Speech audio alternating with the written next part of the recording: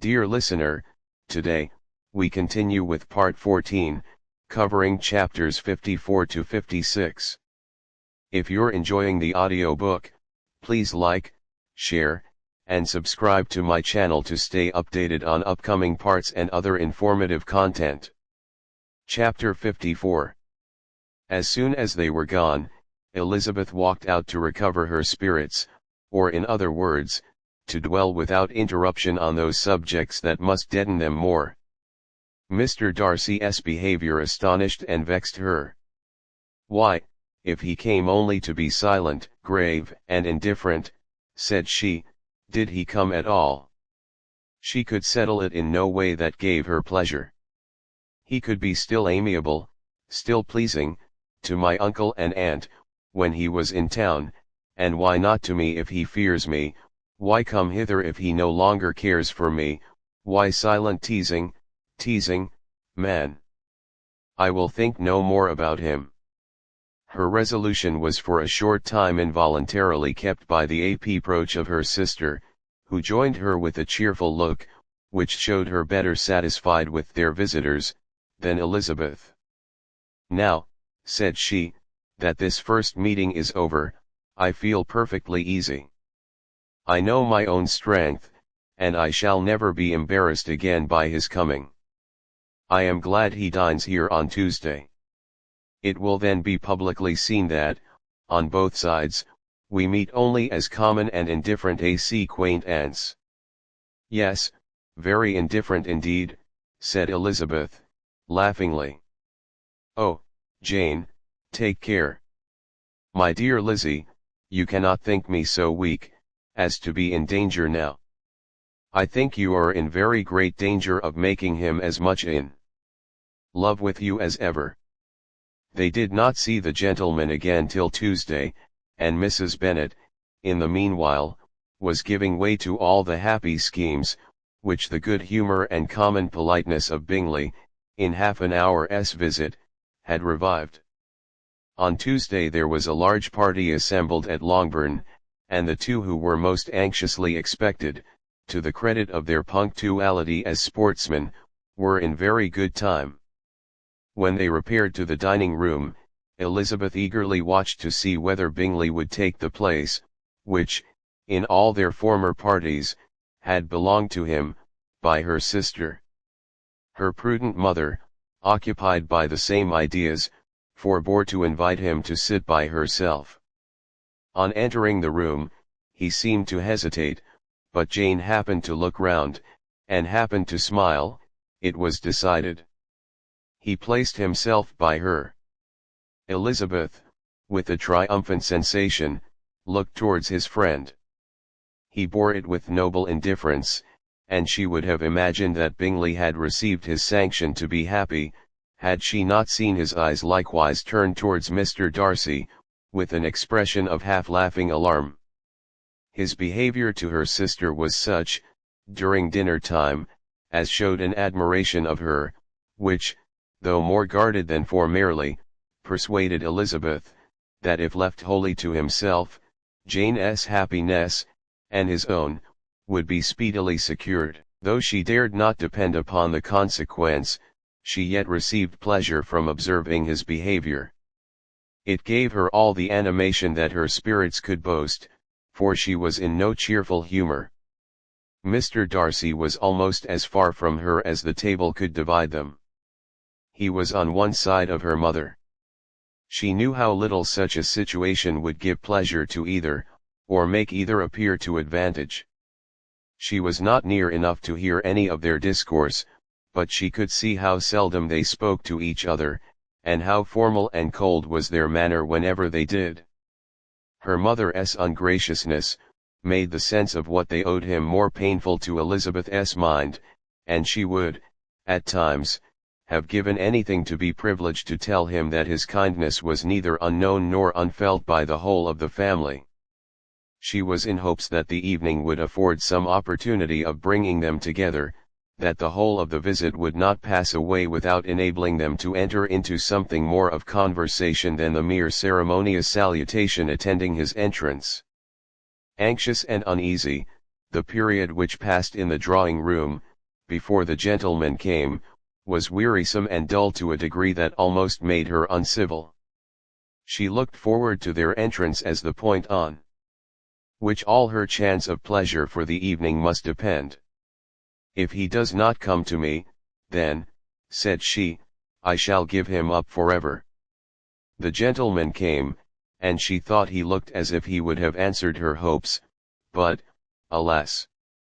The ladies had crowded round the table, where Miss Bennet was making tea, and Elizabeth pouring out the coffee, in so close a confederacy that there was not a single vacancy near her which would admit of a chair. And on the gentleman's approaching, one of the girls moved closer to her than ever, and said, in a whisper, "The men shan't come and part us, I am determined. We want none of them, do we?" Darcy had walked away to another part of the room.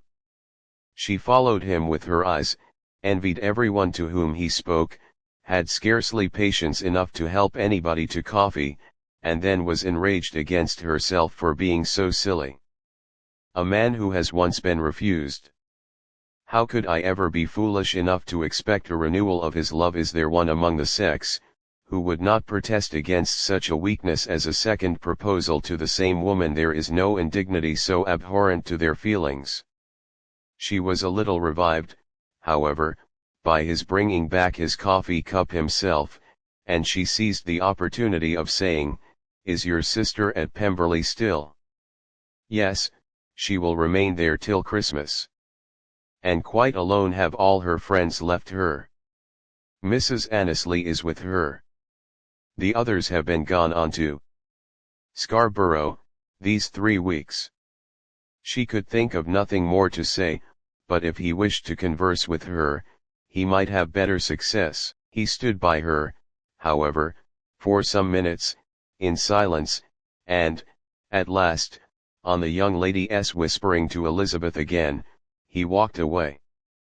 When the tea things were removed, and the card tables placed, the ladies all rose, and Elizabeth was then hoping to be soon joined by him, when all her views were overthrown by seeing him fall a victim to her mother's rapacity for whist players, and in a few moments after seated with the rest of the party.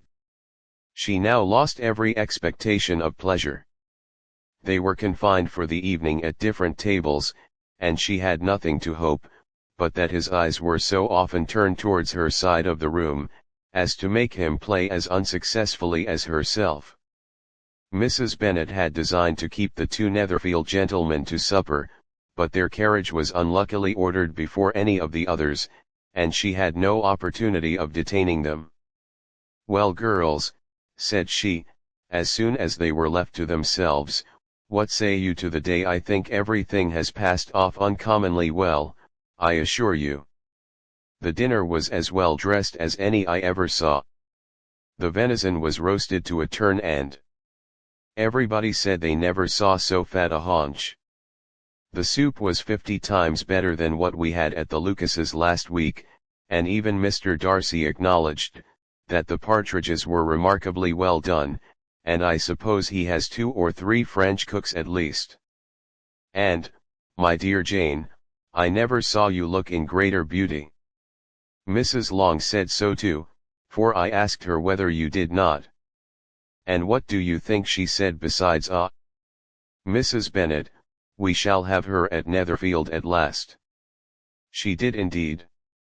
"I do think Mrs. Long is as good a creature as ever lived, and her nieces are very pretty behaved girls, and not at all handsome. I like them prodigiously." Mrs. Bennet, in short, was in very great spirits.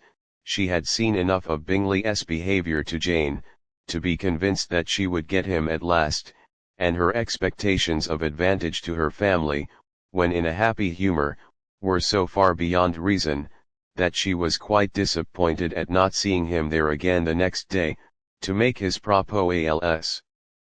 "It has been a very agreeable day," said Miss Bennet to Elizabeth. "The party seemed so well selected, so suitable one with the other. I hope we may often meet again." Elizabeth smiled. "Lizzie, you must not do so. You must not suspect me. It mortifies me.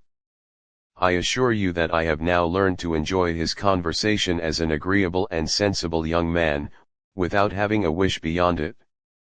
I am perfectly satisfied, from what his manners now are, that he never had any design of engaging my affection. It is only that he is blessed with greater sweetness of address, and a stronger desire of generally pleasing, than any other man. You are very cruel, said her sister, you will not let me smile, and are provoking me to it every moment. How hard it is in some cases to be believed, and how impossible in others. But why should you wish to persuade me that I feel more than I acknowledge? That is a question which I hardly know how to answer. We all love to instruct, though we can teach only what is not worth knowing. Forgive me, and if you persist in indifference, do not make me your confidant. Chapter 55. A few days after this visit, Mr. Bingley called again, and alone. His friend had left him that morning for London, but was to return home in 10 days' time. He sat with them above an hour, and was in remarkably good spirits. Mrs. Bennet invited him to dine with them, but, with many expressions of concern, he confessed himself engaged elsewhere. "Next time you call," said she, "I hope we shall be more lucky." He should be particularly happy at any time, etc., etc., and if she would give him leave, would take an early opportunity of waiting on them. "Can you come tomorrow?" Yes, he had no engagement at all for tomorrow, and her invitation was accepted with alacrity. He came, and in such very good time that the ladies were none of them dressed. In ran Mrs. Bennet to her daughter's room, in her dressing gown, and with her hair half finished, crying out, "My dear Jane, make haste, and hurry down. He is come, Mr. Bingley is come. He is, indeed. Make haste, make haste. Here, Sarah, come to Miss Bennet this moment, and help her on with her gown. Never mind Miss Lizzie's hair. We will be down as soon as we can," said Jane, "but I dare say Kitty is forwarder than either of us, for she went upstairs half an hour ago." "Oh! Hang Kitty! What has she to do with it? Come, be quick, be quick. Where is your sash, my dear?" But when her mother was gone, Jane would not be prevailed on to go down without one of her sisters. The same anxiety to get them by themselves was visible again in the evening. After tea, Mr. Bennet retired to the library, as was his custom, and Mary went upstairs to her instrument. 2 obstacles of the 5 being thus removed, Mrs. Bennet sat looking and winking at Elizabeth and Catherine for a considerable time, without making any impression on them.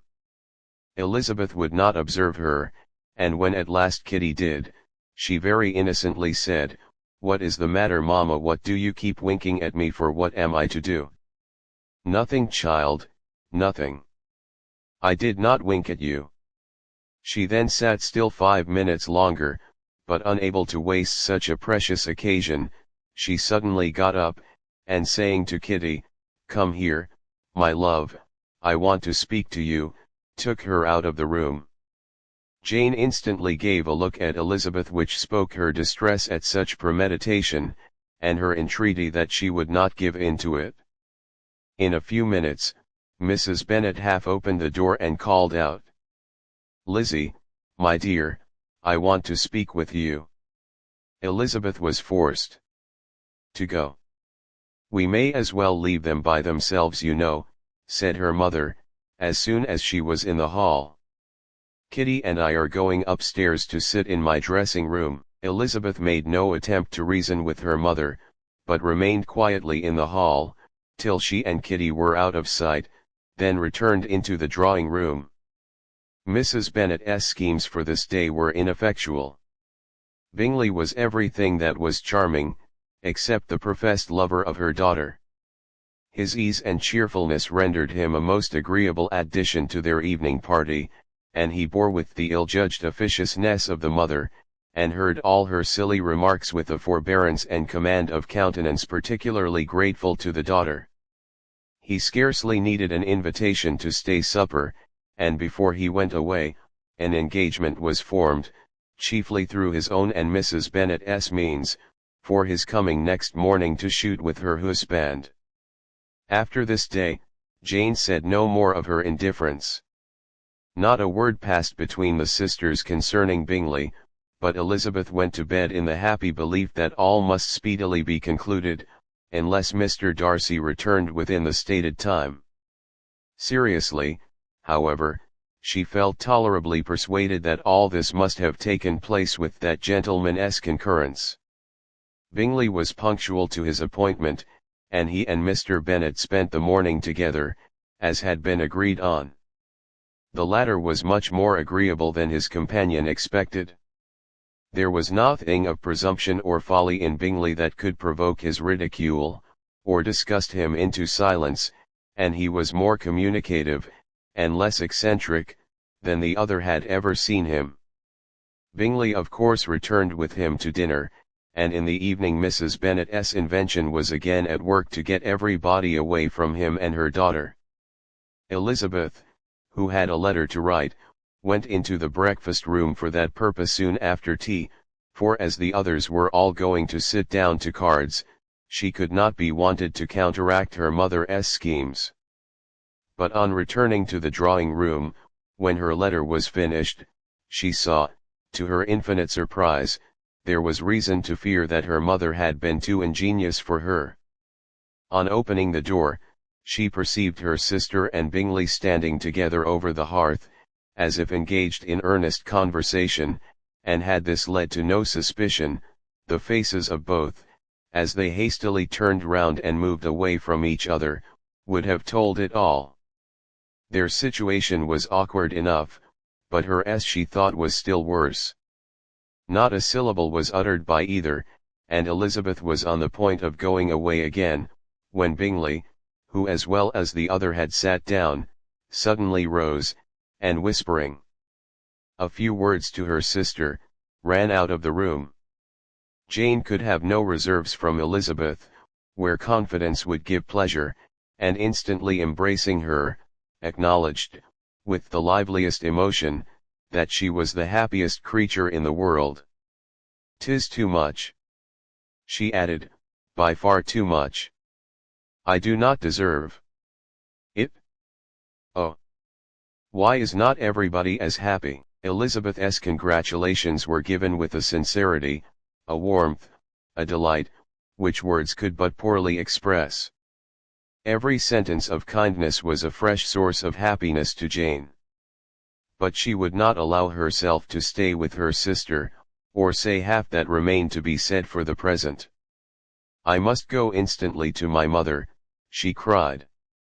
"I would not on any account trifle with her affectionate solicitude, or allow her to hear it from anyone but myself. He is gone to my father already. Oh, Lizzie, to know that what I have to relate will give such pleasure to all my dear family. How shall I bear so much happiness?" She then hastened away to her mother, who had purposely broken up the card party, and was sitting upstairs with Kitty. Elizabeth, who was left by herself, now smiled at the rapidity and ease with which an affair was finally settled, that had given them so many previous months of suspense and vexation. "And this," said she, "is the end of all his friend's anxious circumspection. Of all his sister's falsehood and contrivance. The happiest, wisest, most reasonable end." In a few minutes she was joined by Bingley, whose conference with her father had been short and to the purpose. "Where is your sister?" said he hastily, as he opened the door. "With my mother upstairs. She will be down in a moment, I dare say." He then shut the door, and, coming up to her, claimed the good wishes and affection of a sister. Elizabeth honestly and heartily expressed her delight in the prospect of their relationship. They shook hands with great cordiality, and then, till her sister came down. She had to listen to all he had to say of his own happiness, and of Jane's perfections, and in spite of his being a lover, Elizabeth really believed all his expectations of felicity to be rationally founded, because they had for basis the excellent understanding, and super-excellent disposition of Jane, and a general similarity of feeling and taste between her and himself. It was an evening of no common delight to them all. The satisfaction of Miss Bennet's mind gave a glow of such sweet animation to her face, as made her look handsomer than ever. Kitty simpered and smiled, and hoped her turn was coming soon. Mrs. Bennet could not give her consent or speak her approbation in terms warm enough to satisfy her feelings, though she talked to Bingley of nothing else for half an hour. And when Mr. Bennet joined them at supper, his voice and manner plainly showed how really happy he was. Not a word, however, passed his lips in allusion to it, till their visitor took his leave for the night, but as soon as he was gone, he turned to his daughter, and said, "Jane, I congratulate you. You will be a very happy woman." Jane went to him instantly, kissed him, and thanked him for his goodness. "You are a good girl," he replied, "and I have great pleasure in thinking you will be so happily settled. I have not a doubt of your doing very well together. Your tempers are by no means unlike. You are each of you so complying, that nothing will ever be resolved on, so easy, that every servant will cheat you, and so generous, that you will always exceed your income. I hope not so. Imprudence or thoughtlessness in money matters would be unpardonable in me. Exceed their income. My dear Mr. Bennet," cried his wife, "what are you talking of? Why, he has 4,000 or 5,000 a year, and very likely more." Then addressing her daughter, "Oh, my dear, dear Jane, I am so happy. I am sure I shan't get a wink of sleep all night. I knew how it would be. I always said it must be so, at last. I was sure you could not be so beautiful for nothing. I remember, as soon as ever I saw him, when he first came into Hertfordshire last year, I thought how likely it was that you should come together. Oh, he is the handsomest young man that ever was seen. Wickham, Lydia, were all forgotten. Jane was beyond competition her favourite child. At that moment, she cared for no other. Her younger sisters soon began to make interest with her for objects of happiness which she might in future be able to dispense. Mary petitioned for the use of the library at Netherfield, and Kitty begged very hard for a few balls there every winter. Bingley, from this time, was of course a daily visitor at Longbourn, coming frequently before breakfast, and always remaining till after supper, unless when some barbarous neighbour, who could not be enough detested, had given him an invitation to dinner which he thought himself obliged to accept. Elizabeth had now but little time for conversation with her sister, for while he was present, Jane had no attention to bestow on anyone else, but she found herself considerably useful to both of them in those hours of separation that must sometimes occur. In the absence of Jane, he always attached himself to Elizabeth, for the pleasure of talking of her, and when Bingley was gone, Jane constantly sought the same means of relief. "He has made me so happy," said she, one evening, "by telling me that he was totally ignorant of my being in town last spring. I had not believed it possible." "I suspected as much," replied Elizabeth. "But how did he account for it?" "It must have been his sister's doing. They were certainly no friends to his acquaintance with me, which I cannot wonder at, since he might have chosen so much more advantageously in many respects. But when they see, as I trust they will, that their brother is happy with me, they will learn to be contented, and we shall be on good terms again, though we can never be what we once were to each other." "That is the most unforgiving speech," said Elizabeth, that I ever heard you utter. Good girl. It would vex me, indeed, to see you again the dupe of Miss Bingley's pretended regard. Would you believe it, Lizzie, that when he went to town last November, he really loved me, and nothing but a persuasion of my being indifferent would have prevented his coming down again. He made a little mistake to be sure, but it is to the credit of his modesty. This naturally introduced a panegyric from Jane on his diffidence, and the little value he put on his own good qualities. Elizabeth was pleased to find that he had not betrayed the interference of his friend, for, though Jane had the most generous and forgiving heart in the world, she knew it was a circumstance which must prejudice her against him. "I am certainly the most fortunate creature that ever existed," cried Jane. "Oh, Lizzie, why am I thus singled from my family, and blessed above them all? If I could but see you as happy! If there were but such another man for you! If you were to give me 40 such men, I never could be so happy as you.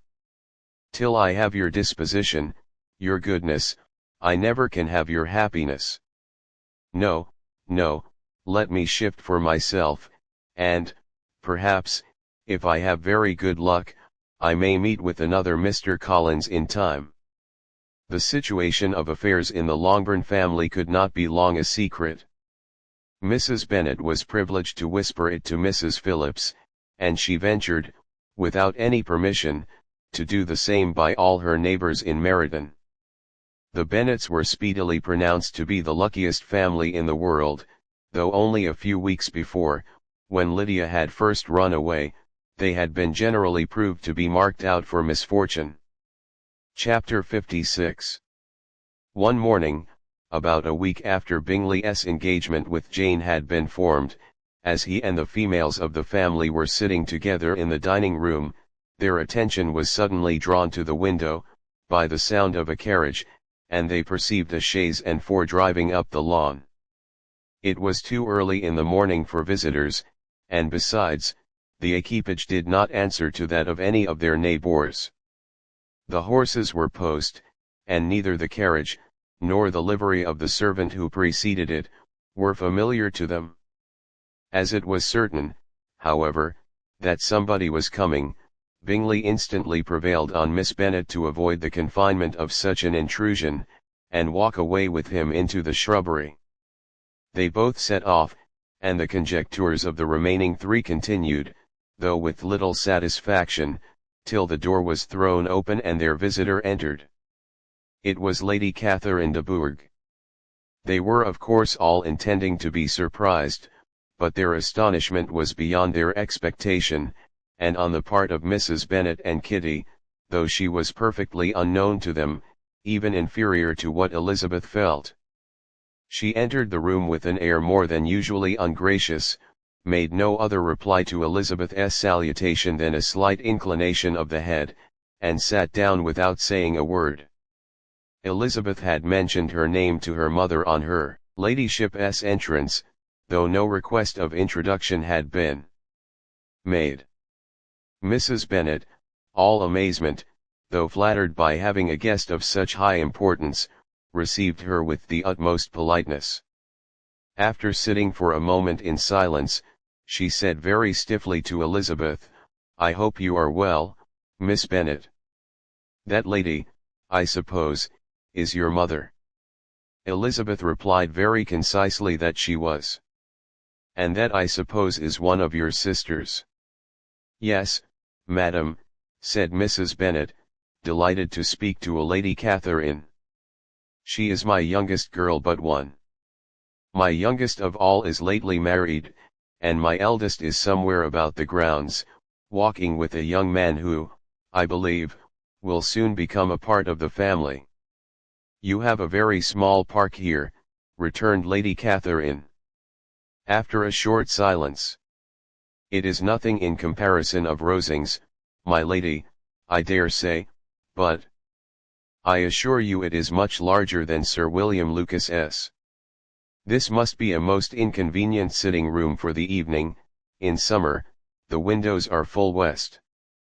Mrs. Bennet assured her that they never sat there after dinner, and then added, "May I take the liberty of asking your ladyship whether you left Mr. and Mrs. Collins well?" "Yes, very well. I saw them the night before last." Elizabeth now expected that she would produce a letter for her from Charlotte, as it seemed the only probable motive for her calling. But no letter appeared, and she was completely puzzled. Mrs. Bennet, with great civility, begged her ladyship to take some refreshment, but Lady Catherine very resolutely, and not very politely, declined eating anything, and then, rising up, said to Elizabeth, "Miss Bennet, there seemed to be a prettyish kind of a little wilderness on one side of your lawn. I should be glad to take a turn in it, if you will favor me with your company." "Go, my dear," cried her mother, "and show her ladyship about the different walks. I think she will be pleased with the hermitage." Elizabeth obeyed, and running into her own room for her parasol, attended her noble guest downstairs. As they passed through the hall, Lady Catherine opened the doors into the dining parlour and drawing room, and pronouncing them, after a short survey, to be decent-looking rooms, walked on. Her carriage remained at the door, and Elizabeth saw that her waiting woman was in it. They proceeded in silence along the gravel walk that led to the copse. Elizabeth was determined to make no effort for conversation with a woman who was now more than usually insolent and disagreeable. "How could I ever think her like her nephew?" said she, as she looked in her face. As soon as they entered the copse, Lady Catherine began in the following manner. "You can be at no loss, Miss Bennet, to understand the reason of my journey hither. Your own heart, your own conscience, must tell you why I come." Elizabeth looked with unaffected astonishment. "Indeed, you are mistaken, madam. I have not been at all able to account for the honor of seeing you here."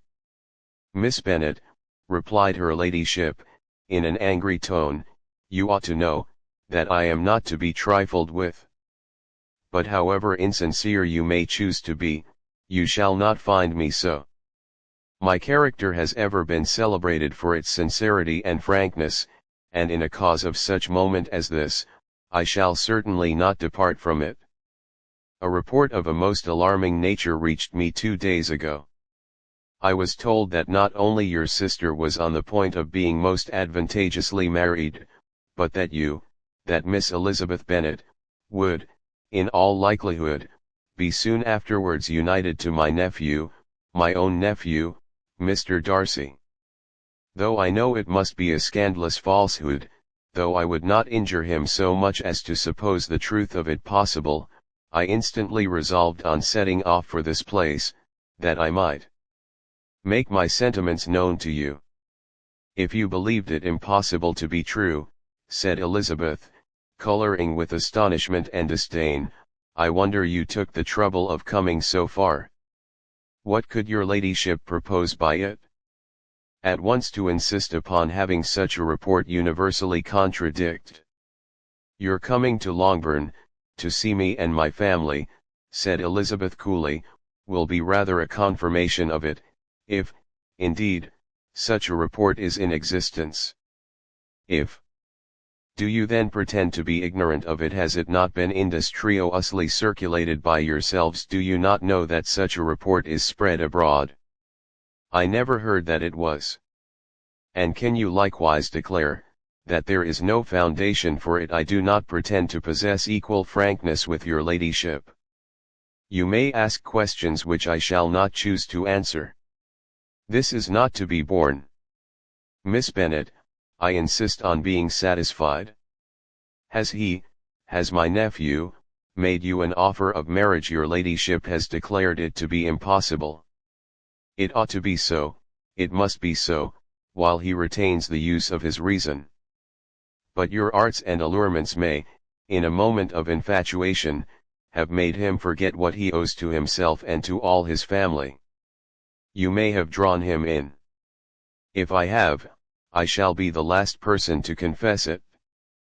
Miss Bennet, do you know who I am? I have not been accustomed to such language as this.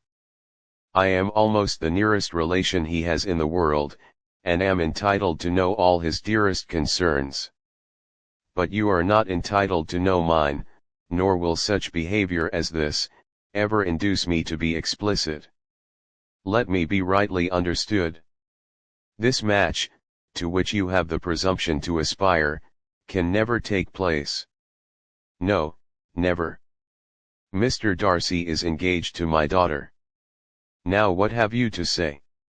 Only this, that if he is so, you can have no reason to suppose he will make an offer to me. Lady Catherine hesitated for a moment, and then replied, the engagement between them is of a peculiar kind. From their infancy, they have been intended for each other. It was the favorite wish of his mother, as well as of hers.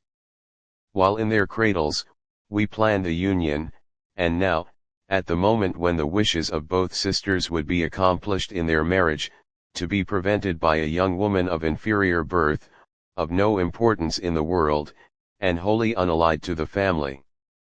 Do you pay no regard to the wishes of his friends, to his tacit engagement with Miss de Bourgh? Are you lost to every feeling of propriety and delicacy? Have you not heard me say that from his earliest hours he was destined for his cousin? Yes, and I had heard it before. But what is that to me? If there is no other objection to my marrying your nephew, I shall certainly not be kept from it by knowing that his mother and aunt wished him to marry Miss de Bourgh. You both did as much as you could in planning the marriage. Its completion depended on others. If Mr. Darcy is neither by honor nor inclination confined to his cousin, why is not he to make another choice? And if I am that choice, why may not I accept him? Because honor, decorum, prudence, nay, interest, forbid it? Yes, Miss Bennet, interest, for do not expect to be noticed by his family or friends, if you wilfully act against the inclinations of all. You will be censured, slighted, and despised, by everyone connected with him. Your alliance will be a disgrace, your name will never even be mentioned by any of us. These are heavy misfortunes, replied Elizabeth. But the wife of Mr. Darcy must have such extraordinary sources of happiness, sorrowfully attached to her situation, that she could, upon the whole, have no cause to repine. Obstinate, headstrong girl! I am ashamed of you. Is this your gratitude for my attentions to you last spring? Is nothing due to me on that score? Let us sit down. You are to understand, Miss Bennet, that I came here with the determined resolution of carrying my purpose, nor will I be dissuaded from it. I have not been used to submit to any person's whims. I have not been in the habit of brooking disappointment. That will make your ladyship's situation at present more pitiable, but it will have no effect on me. I will not be interrupted. Hear me in silence. My daughter and my nephew are formed for each other. They are descended, on the maternal side, from the same noble line, and, on the father's, from respectable, honorable, and ancient though untitled families. Their fortune on both sides is splendid. They are destined for each other by the voice of every member of their respective houses, and what is to divide them? The upstart pretensions of a young woman without family, connections, or fortune. Is this to be endured? But it must not, shall not be. If you were sensible of your own good, you would not wish to quit the sphere in which you have been brought up. In marrying your nephew, I should not consider myself as quitting that sphere. He is a gentleman, I am a gentleman's daughter, so far we are equal. True. You are a gentleman's daughter. But who was your mother? Who are your uncles and aunts? Do not imagine me ignorant of their condition. Whatever my connections may be, said Elizabeth, if your nephew does not object to them, they can be nothing to you. Tell me once for all, are you engaged to him? Though Elizabeth would not, for the mere purpose of obliging Lady Catherine, have answered this question, she could not but say, after a moment's deliberation, I am not. Lady Catherine seemed pleased. And will you promise me, never to enter into such an engagement? I will make no promise of the kind. Miss Bennet, I am shocked and astonished. I expected to find a more reasonable young woman. But do not deceive yourself into a belief that I will ever recede. I shall not go away till you have given me the assurance I require. And I certainly never shall give it. I am not to be intimidated into anything so wholly unreasonable. Your ladyship wants Mr. Darcy to marry your daughter, but would my giving you the wished-for promise make their marriage at all more probable, supposing him to be attached to me? Would my refusing to accept his hand make him wish to bestow it on his cousin? Allow me to say, Lady Catherine, that the arguments with which you have supported this extraordinary application have been as frivolous as the application was ill-judged. You have widely mistaken my character, if you think I can be worked on by such persuasions as these. How far your nephew might approve of your interference in his affairs, I cannot tell, but you have certainly no right to concern yourself in mine. I must beg, therefore, to be importuned no farther on the subject. Not so hasty, if you please. I have by no means done. To all the objections I have already urged, I have still another to add.